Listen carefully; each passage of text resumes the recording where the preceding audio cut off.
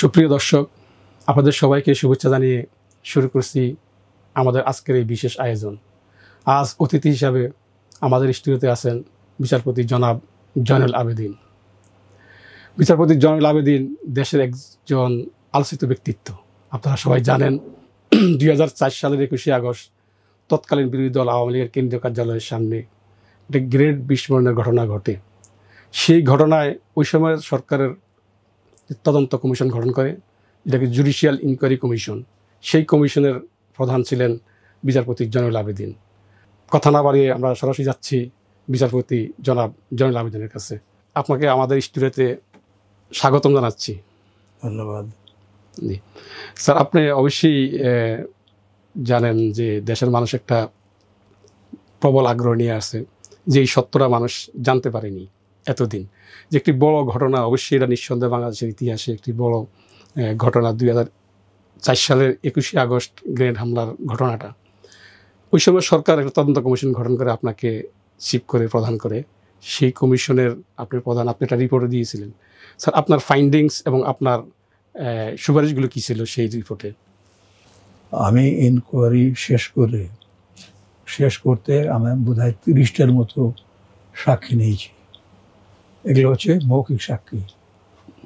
এছাড়া অনেক দালিলিক সাক্ষীও আমি সংগ্রহ করেছি। আর ওই গ্রেনেড হামলাতে যারা ইনজিওর্ড হয়েছিল, ইরেসপেক্টিভ অফ পলিটিক্যাল পার্টিস, যে দলেরই হোক বা এমনি সাধারণ লোক হোক, তারা যে গ্রেনেডের আঘাতে নানান হসপিটালে বা ক্লিনিকে চিকিৎসা নিচ্ছিলেন, আমি তদন্ত কমিশনের চেয়ারম্যান হিসাবে ওই সমস্ত হসপিটাল এবং ক্লিনিকে গেছি। তাদের কাছে আমি জিজ্ঞাসা করে সম্মুখ জিনিসটা জানতে চেষ্টা করেছি, যে কিভাবে এটা ঘটলো, তোমরা কিভাবে আঘাতপ্রাপ্ত হলে। আমাকে এই যে আমি বললাম না 30টা মতো আমি সাক্ষী নিয়েছি, তাদের মধ্যে এরাও পড়ে।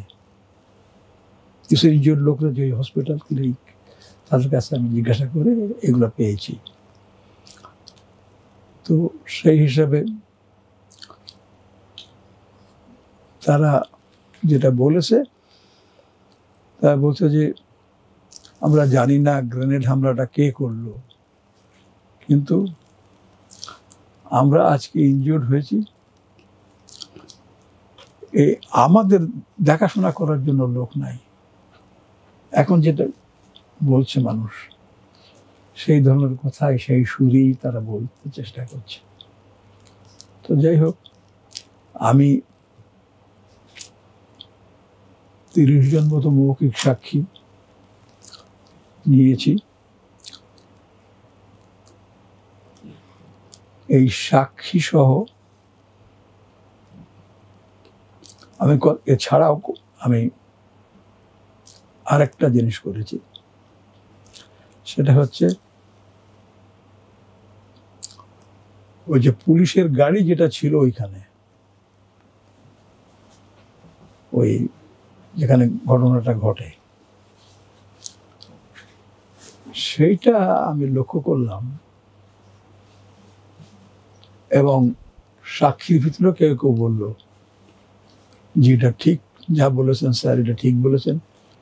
শেখ হাসিনা কিন্তু উনি নিজে এসেছিলেন ঘটনার ব্যাপারে। উনি এক পর্যায়ে এ সমস্ত আঘাতপ্রাপ্ত লোকজন থেকে শুনে উনি চলে গেলেন। আধা ঘন্টা পরে আবার উনি ফিরে আসলেন। তখন দেখি তার যে কি কার ছিল নাকি জিপ ছিল আমার মনে নাই, তার যে উইন্ডশিল্ড তখন দেখি ক্ষতবিক্ষত হয়ে রয়েছে। উনি তখন দাবি করলেন এই গ্রেনেড হামলার কারণে এটা হয়েছে, আমার এই কাজগুলা ভাঙছে বা ভাঙা হয়ে রয়েছে আর কি। শুধু এই জন্যেই এটা কতটুকু সত্য এটা নির্ণয় করার জন্য আমি দেখলাম যে দেশীয় কোনো লোক আমি সাক্ষী নেব না, এই মানে এক্সপার্ট সাক্ষী আমি নেব, কিন্তু বিদেশের। আমি ইংল্যান্ডের স্কটল্যান্ড ইয়ার্ডকে ডাকলাম। আমি তখন কিন্তু ওই জুডিশিয়াল ইনকোয়ারির চেয়ারম্যান, ডাকলাম, ওরা সাড়া দিল, আসলো। এসে ওই যে শেখ হাসিনার গাড়ির যে কাঁচ ভাঙা অবস্থা দেখলো, দেখে ভালো করে দেখে শুনে ওরা বলল যে আমরা নিশ্চিত এটা কোনো গ্রেনেড হামলার ইনজুরি না, এই যে কাঁচ ভাঙছে ইত্যাদি ইত্যাদি, স্প্লিন্টারের আঘাত না, স্প্লিন্টারের আঘাত না। তো আমি এটার উপরও গুরুত্ব দিয়ে একটা রিপোর্ট দিয়েছিলাম, যদি এটা স্প্লিন্টারের আঘাত না হয় শেখ হাসিনার গাড়ির উইন্ডশিল্ডে, কিসের আঘাত স্যার এটা তাহলে? উনি বলছেন এটা স্প্লিন্টারের আঘাত, স্কটল্যান্ড ইয়ার্ড বলছে এটা তা নয়,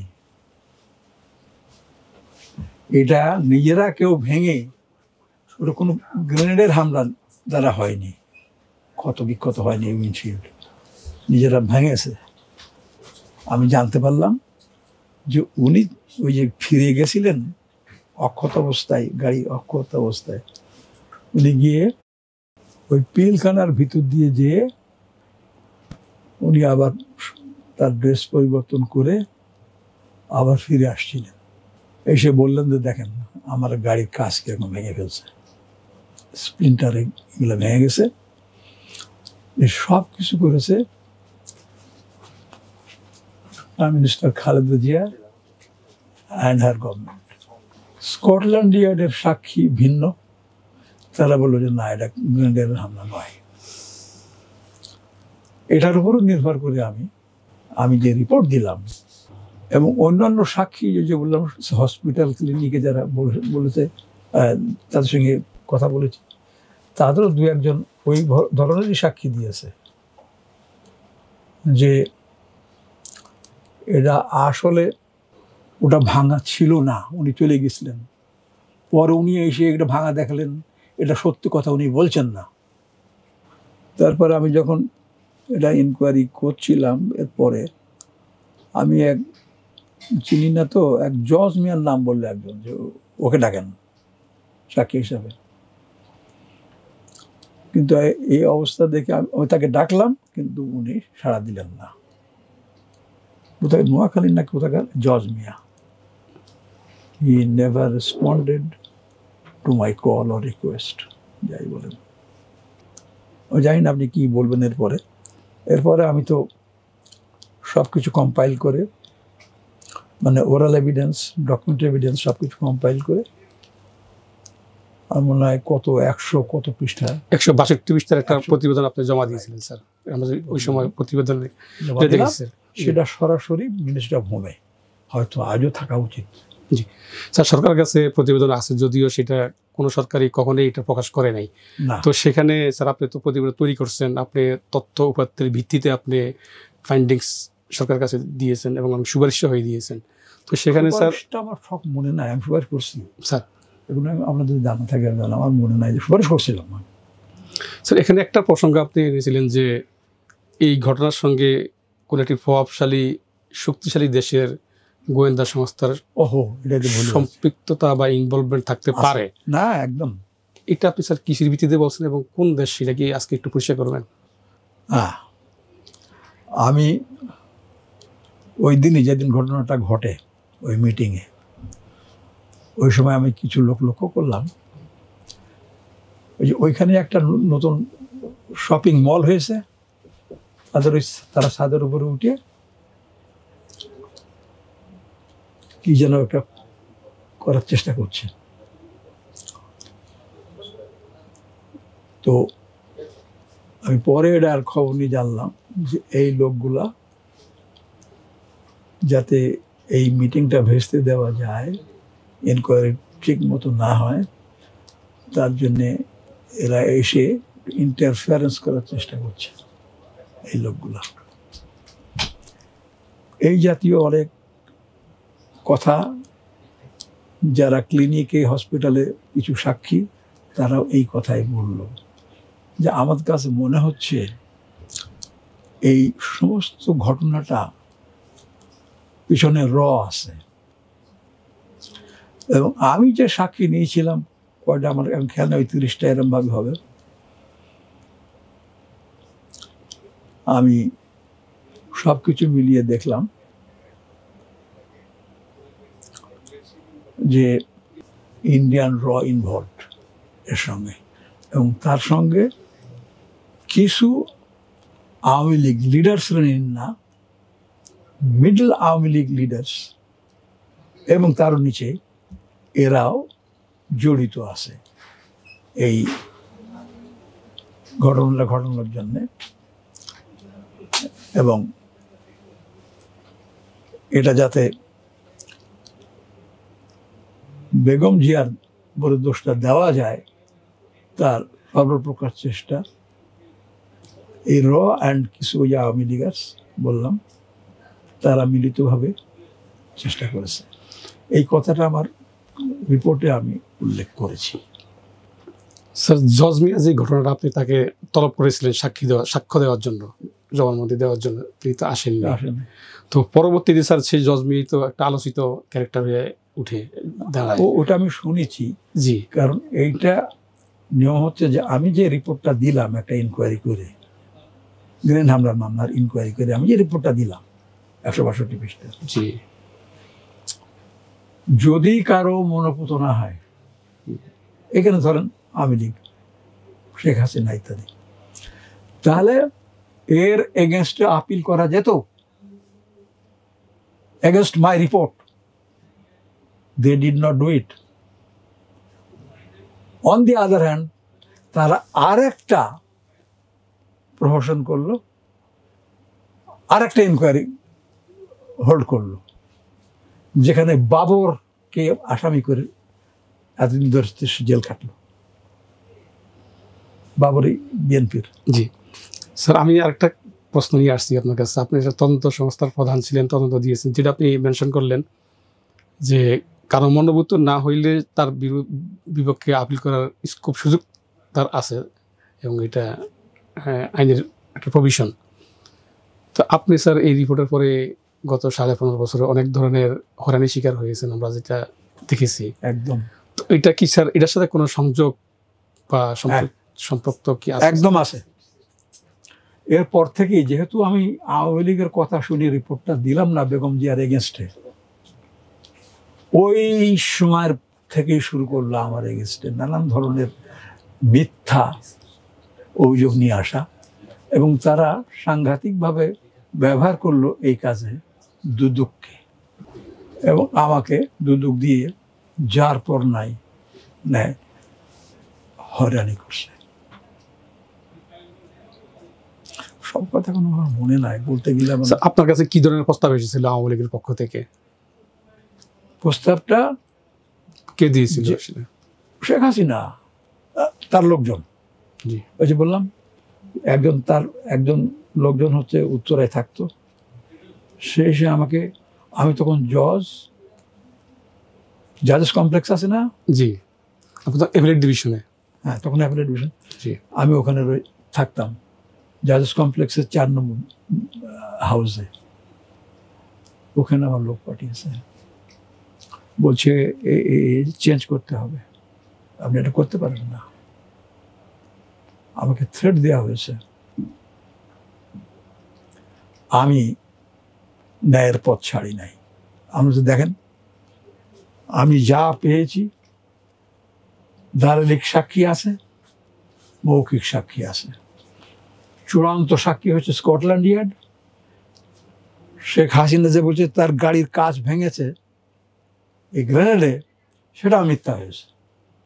এরা বিদেশি স্কটল্যান্ড ইয়ার্ড, এটা এক্সপার্ট। ওরা ওই ভাঙা এইটা দেখছে যে না, this is entirely false, this was done by somebody, by a man, some interested person, যার করলে সুবিধা হয় আমার এগেনস্টে কিছু করার। এটা তারা করেছে। তারপরে তো আপনাকে বললাম, আমি এরপরে তো একটা সুযোগ ছিল তাদের আপিল করে, তো করে নাই।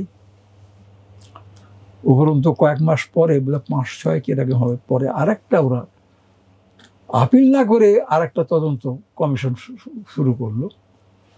সেখানে আমাকে ডাকলেও না। আমি যতটুকু জানি, Babar was called in that, তাকে Babar was convicted by his commission. Sir আপনার দীর্ঘ মানে আইন পেশার সঙ্গে আপনার যোগাযোগ দীর্ঘদিনের, আপনার বিশাল অভিজ্ঞতার ভান্ডার, এই ধরনের স্যার অনেকগুলো ঘটনাই ঘটেছে আগে, কিন্তু কোনোটারই শেষ পর্যন্ত চূড়ান্তভাবে আসলে যে চূড়ান্ত ঘটনার যে উৎপত্তি এবং এটার মোটিভটা জনগণ আসলে আদৌ জানতে পারেনি। এবং অনেকগুলো, যেমন যশোরের উদীচীর ঘটনা, রমনা বটমূলের ঘটনা, নেপথ্যের পিছনের ঘটনাগুলো, যেন আপনি এখানে একটা ইঙ্গিত দিয়েছেন যে প্রতিবেশী দেশের একটা গোয়েন্দা সংস্থা দেশকে আনরেস্ট করার জন্য, অস্থির করার জন্য এই ধরনের ঘটনা ঘটিয়ে থাকতে পারে। দেশকে আন্ডারস্ট্যান্ড করার জন্য না, mainly to support Sheikh Hasina and his government. সেখানে তো স্যার অনেকগুলো লোক তো প্রাণহানি ঘটছে, সবাই তো আওয়ামী লীগের। শেখ হাসিনা নিজেও তো মারা যেতে পারতেন এই ঘটনায়। শেখ হাসিনা নিজেও তো মারা যেতে পারতেন এই ঘটনায়। না, মারা যাবে কেমন করে? সে যে মঞ্চে, যে ট্রাক না কি যেন, তার নিচে তো কোনো গ্রেনেড ফোটে নাই। সব যে গ্রেনেড ফুটছে, মানুষ মারা গেছে, কিন্তু ওই যে গাড়িটা, তার নিচে কোনো গ্রেনেড রাখা হয় নাই, যেখানে শেখ হাসিনা লেকচার দিছে ওখানে। তাতে কি প্রমাণ হয় যে এটা বিএনপি করেছে? বিএনপি করলে তো ওখানেও গ্রেনেড রাখবে, ওটা নাই কেন?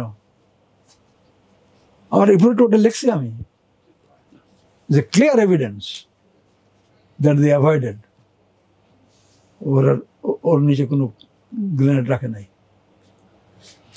এই ক্ষেত্রে রাষ্ট্রের কোনো দুর্বলতা, উইক পয়েন্ট কি আছে এখানে স্যার? রাষ্ট্রের দুর্বলতা বলতে আমি বলবো যে এর বিরুদ্ধে কোনো আপিল করার দরকার ছিল, সেটা আপিল করে নাই। স্যার আমাদের সরকারের কোনো ব্যর্থতা কি স্যার এখানে ছিল? সরকার যে কোনো সরকার স্যার, অনেকগুলো সময় বিভিন্ন সময় তো ঘটনা ঘটছে, তো সরকারের প্রোটেকশন করার দায়িত্ব সরকারের ছিল। সরকার তো স্যার এগুলো প্রোটেকশন করতে পারে নাই। না, এখানে স্যার কেন পারে নাই স্যার? ব্যর্থতার কোথায় ছিল? ওই যে আপনাকে বললাম, জি, ওই সময় এই যে বিএনপির কথা যে আমি বারে বারে বলছি, জি, এরা কিন্তু এখন যে শক্তি নিয়ে তারা দেশ চালাচ্ছে, দল চালাচ্ছে, এইরকম শক্তি বা এরকম মনোভাব নিয়ে তারা কাজ করে নাই। সব সময় শেখই ছিল, এবং সব সময় আমি দেখেছি লক্ষ্য করে যে বিএনপি সব সময় ওই আওয়ামী লীগ দ্বারা চিন্তায় ভয়ে ওরা সঠিক সিদ্ধান্ত নিয়ে কিছু করতে পারে নাই। এটা বিএনপির একটা দুর্বলতা আমি বলবো। এটা করলে ভালো হতো, কিন্তু এটা করতে পারে নাই, এবং এই বেনিফিটটা আওয়ামী লীগ শেখ হাসিনা পেয়েছে। স্যার আমরা আরেকটা কোশ্চেন নিয়ে আপনার কাছে আসতেছি, যে আপনি যে রিপোর্টটা জমা দিয়েছিলেন সরকারের কাছে প্রায় 21 বছর আগে, এর মধ্যে 15.5 বছর এবং আরও 2 বছর গেছে মইনুল আহমেদ এবং ফখরুদ্দিন সাহেবের সরকার, তো ওই রিপোর্টটা স্যার আলোর মুখ দেখেনি। স্যার আপনি যে সুপারিশগুলি দিয়েছেন, এখন তো একটা ইন্টারিম গভর্নমেন্ট, যেই নির্দলীয় একটা সরকার, জনগণের সরকার, অন্তর্বর্তীকালীন সরকার, জি, এবং যেই সরকারটা জুলাই গণ অভ্যুত্থানের হাজারো ছাত্র জনতার রক্তের বিনিময়ে গঠিত, এই রিপোর্টটা স্যার এখন আপনি কি ধরনের প্রত্যাশা করছেন রিপোর্টটার সুপারিশ বাস্তবায়নের ক্ষেত্রে? এবং আপনার স্যার ওই সময়ের প্রেক্ষাপট এবং আপনার যে সুপারিশ, আপনি এটা কি স্যার কীভাবে এটার সামঞ্জস্যতা দেখছেন? আমি মনে করি আমি যে সুপারিশগুলো করেছিলাম আমার রিপোর্টে, গ্রেনেড হামলার রিপোর্টে, সেটা এখনো সুপারিশ উপযুক্ত বলে মনে করি, এবং এটি ইমপ্লিমেন্ট হওয়া দরকার, so that our future generation is saved, they are not harassed by a false case as I am being harassed. Thank you sir, অনেক ধন্যবাদ। প্রিয় দর্শক, আজকের মতো এখানে বিদায় নিচ্ছি। আবার দেখা হবে অন্য কোনো আয়োজনে। সে পর্যন্ত আপনার অসুস্থ থাকুন। আল্লাহ হাফেজ।